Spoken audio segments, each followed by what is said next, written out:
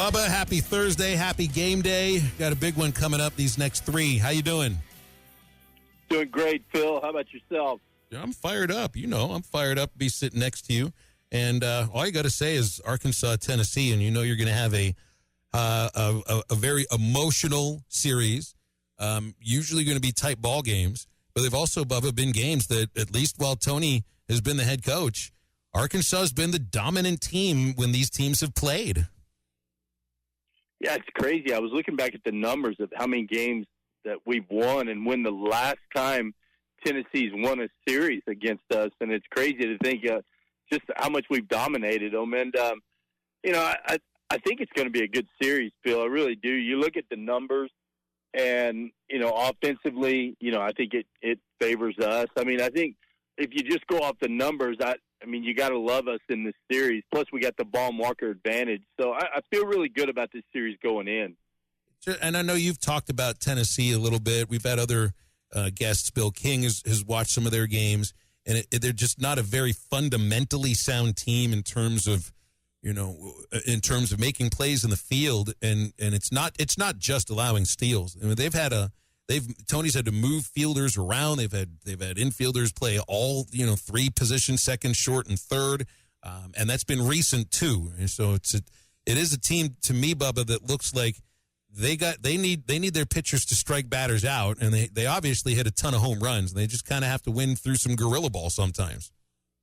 Yeah, I think so. If you look at their fielding percentage, if you go SEC only, they're fielding .968. That's last in the SEC. They're even below Missouri in fielding percentage. So, I mean, they do kick it around a little bit, and, you know, but they make up for it with great athletes, and, you know, they hit the ball well.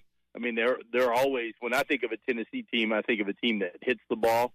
I don't think they have the powerful lineup they've had in the past, but they're still going to score some runs on you. You make a mistake, and they're going to hurt you. But yeah, I don't think they're the dominant team they've been in the past. Now, you look at Liam Doyle, he's the real deal. I mean, he really is. You look at his numbers, and it's crazy. I think lefties are hitting 141 off of him, righties 147. So he's just not giving up really hits to anybody. So he's pretty tough. But I think, you know, I think the key for us, Phil, tonight, I think if we can get on their starter early and get him out of the game, kind of like we did against Texas, get him out of the game early and get in that bullpen early, and score some runs tonight and not have to use a lot of our good big arms out of the bullpen, you know, and obviously get a good start from Zach Root. I think if we start the weekend the right way, we're going to be in good shape. Do you think they'd look at Gackle as a starter again? Because you can't get just 2 innings from Landon Cheese on a routine basis, you know. And right now, going 4 innings has been a lengthier start for him. And the TBA is Friday this weekend. It's the second game instead of the third. You know, I don't know if they're at a place where they'd stick Gabe back in the starting rotation, but I also don't know if it's just right now with Cheese, it's more a matter of hoping he's going to give you more innings. You know, Phil, it's one of those things, it's not broke, don't fix it. And Gackle's been so good out of the bullpen. And, you know, to me, outs are outs, but some guys are just more comfortable coming out of the pen. And you look at him coming out against LSU, he was awesome against LSU. Man, I don't know. I think Dave will probably stick with Cheese and just kind of see what you can get out of him. If you get 3 good innings, great. If you get anything more than that, it's a bonus. And you got guys you could bring in after him. But, you know, going against Doyle, you're not going to have a lot of leeway there. You give up a few runs early, and then you're kind of in trouble, because unless that blister acts up again that Doyle's been struggling with, that's a guy that's going to go 7 innings for you, maybe 8, unless we just have a great approach and can get him out of the game. I mean, that makes this series just so different, because usually you get the aces thrown against each other, and that's been the case every weekend series. So that does make this a different series, because it's very rare that an ace in Doyle would go up against a team that doesn't announce a starting pitcher.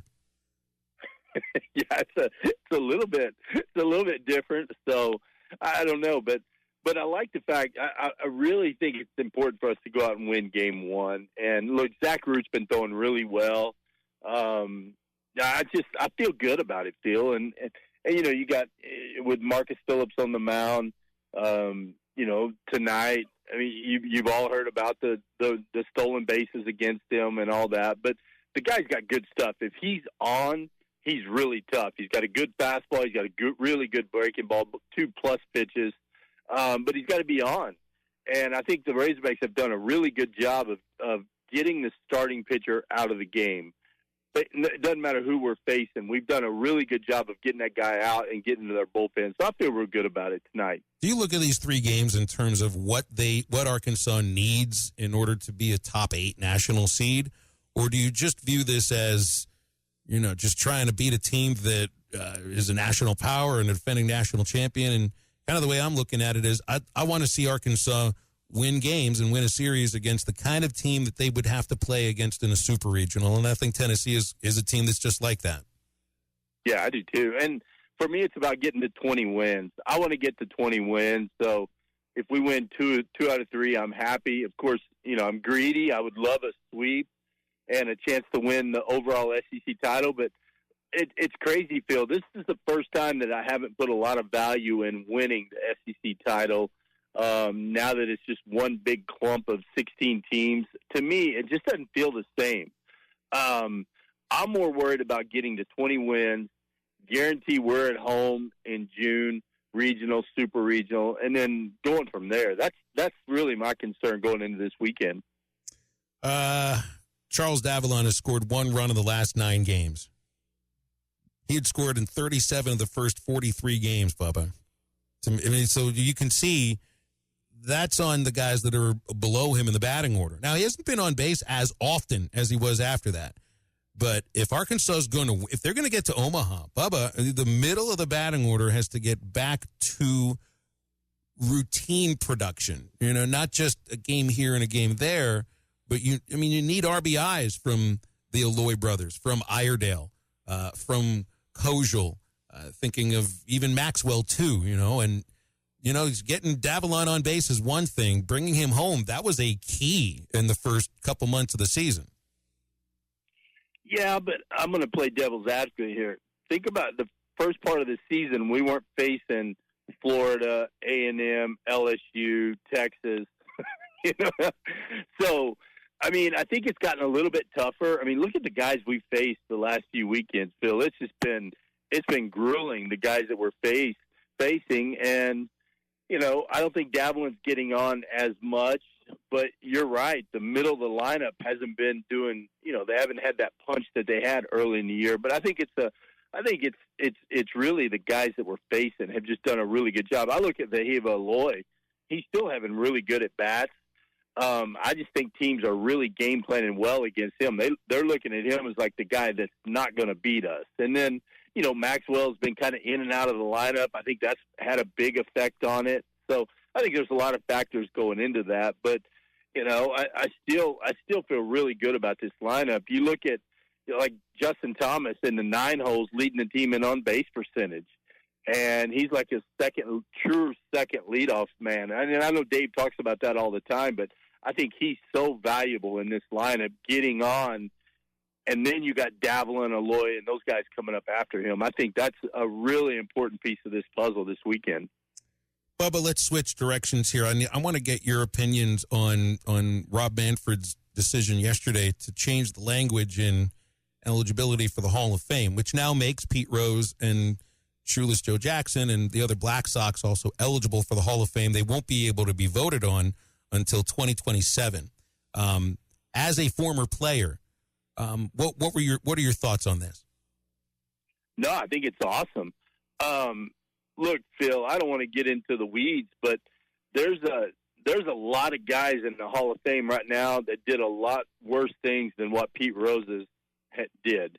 Now, he bet on baseball, and you're not supposed to. That's the golden rule. You're not supposed to do. But there's a whole lot of guys that have squeaked by the Hall of Fame voters that did way worse things. So I think it's a good time. It's going to be a few years still until they have their next ballot. But I think it's good. What do you think about it? I mean, I can look at it from both sides. I really can. I got into it yesterday that the opinions that matter are the ones who are going to be on the committee, the 16-member committee, and you have to have 12 votes in order to get in. 6 of those members will be players, Hall of Fame players. You know, the last time around it was guys like Tony Perez and Eddie Murray and Paul Molitor, Lee Smith, Ozzie Smith were on this committee. And it's their opinion that matter. It's other executives that'll be on the committee too and some media members, but I think you're going to have to get the players to say yes. I mean, they're going to be the ones that will have to vote yes, because if all of them say no, well, then Rose doesn't get in. And I just wonder how those players will view it, you know, because you know what it's like when you walked into the clubhouse. It's right there, big, bold letters. It's the number one rule. And for players that did follow that rule, you know, and it's the same idea as how players that didn't take steroids feel about guys who did. Those are the opinions that matter. And I just, you know, I've wondered if ball players view it in a different way than fans do. You know, I think the players appreciate what Pete Rose did on the field. I really do. I think you're going to get a few guys that are going to look at it and say, okay, yeah. And I think part of it is, you know, Pete Rose, you either love him or hate him. He's kind of polarizing with his personality at times, or he was. But I think you got to look at what he did on the field and say, man, 4,000 hits. He's got to be in the Hall of Fame, in my opinion, Phil. I'm obviously not one of the 16 voters. If I were, I'd vote him in. I think what Shoeless Joe Jackson, I think what they did is worse than what Pete Rose did. Well, throwing a World It's Series. funny you and I have not talked about this because we talk about a lot of stuff. We haven't really gone into this topic before. I mean, we disagree on we agree on most of the stuff when it comes to baseball. There's a few things, but I mean, what do you think? Tell me what you think. I think it's really difficult to keep record holders out of a shrine.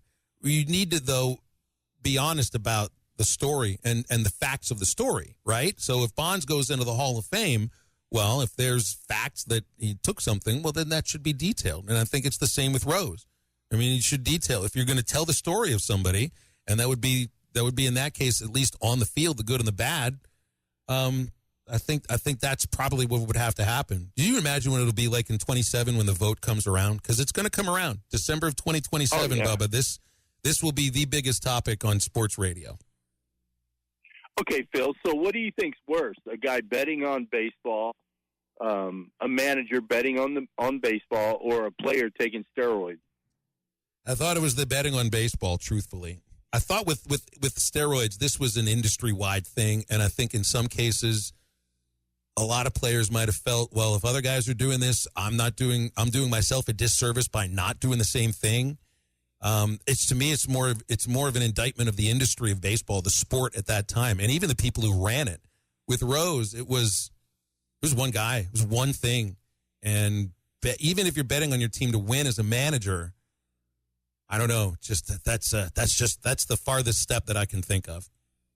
Right. Yeah. I mean, but you go back to and you talk about Barry Bonds. Yeah, he hit 72 home runs, 73 home runs, whatever it was that season. He was facing. We think he was. We're pretty sure what he was taking. But he's also facing. He's even admitted it. Well, I was always wondered too, and I think you and I may have mentioned this. How many at bats did he have against pitchers that were juicing too, or using something? Exactly. So who has the edge then? Because I mean, I know for a fact I faced a lot of dudes back in the day that were taking a whole lot of vitamins that I didn't have in my vitamin cabinet. So yeah, there's a lot of dudes that were out there, a lot of pitchers, and that's something that doesn't really get talked about. The hitters get thrown under the bus a lot, but no one really talks about all the pitchers that were juicing up because, believe me, back in the day there were a whole lot of them. And so, I mean, it was the thing is, and here's what's funny, Phil, is the owners, you know, they knew what was going on, but they liked it because guys are hitting balls out of the park. They weren't going to do anything about it. And then they all come up and they pretend like they didn't know what was going on. But everyone knew what was going on back in the day. I mean, it was obvious. You look at these guys and tell. But I don't know. I've always been a guy that always thought Pete Rose deserved to be in there. Look, I love the way he played the game. You know how I am, an old school guy. I hate that he betted on baseball, but, man, you got to love and appreciate the way the guy played the game. You end up doing 3 or 4 hours on this kind of stuff, Bubba, but we're right out of time. So I'll look forward to seeing you later on tonight, 6:30 airtime. You know it's going to be a great series. You bring your A game, Phil. It's going to be fun. I'll try my best. Wait, that's all you've got is an A game. My bad. I'll bring my A game. Be an A- every once in a while.